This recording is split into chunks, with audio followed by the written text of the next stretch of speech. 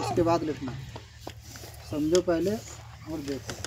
स्वर संधि, स्वर मतलब क्या होता है? हिंदी में स्वर कौन कौन से होते हैं पता है? कौन कौन से होते हैं? आ, इ, उ, ए, ओ, आ। यानी कि 13 स्वर होते हैं।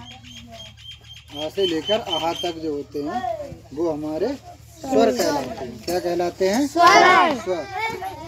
तो स्वर संधि की हमारी परिभाषा क्या है? जब दो स्वर आपस में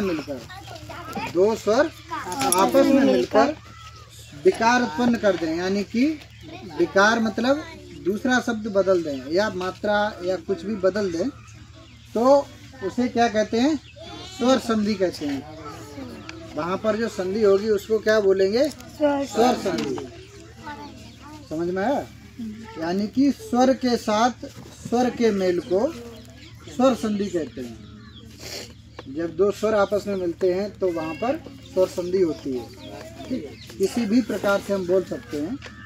जैसे गढ़ प्लस ईस, गढ़ किसको कहते हैं पता है? राज्य। गढ़ कहते हैं किसी पुरुष को, यानी कि जो प्रजा होती है उनको, और ईश कहते हैं भगवान। या गढ़ कहते हैं, गढ़ उसे भी कहते हैं भगवान के किसी एक व्यक्ति को या पुरुष को। ठीक, तो गढ़ प्लस ईश तो क्या हो गया हमारा? गणेश। अब इसमें स्वर कौन से मिले हमें ये बताओ। गढ़, गढ़, और आ के बाद क्या आता है? आ आता है छोटा। गढ़, रा के बाद आ आया, तो यहाँ पर हमारा कौन सा मिलाप हुआ? छोटा आ। और यहाँ पर बड़ी ई। इन दोनों ने मिलाकर क्या बना दिया?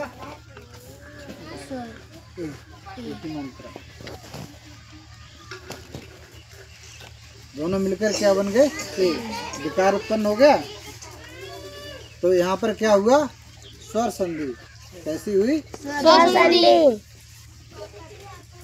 ऐसे ही दूसरा है महा, या मह प्लस ईस। अब देखो मह, मह आके बाद फिर भी आता है छोटा, तो यहाँ पर क्या हो जाएगा? महेश। यानी कि आ और ई मिलकर क्या बन गए?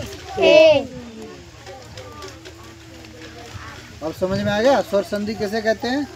स्वर के साथ स्वर के मेल को स्वर संधि कहते हैं। या जब दो स्वर आपस में मिलकर विकार उत्पन्न कर दें तो उसे स्वर संधि कहते हैं। ठीक है।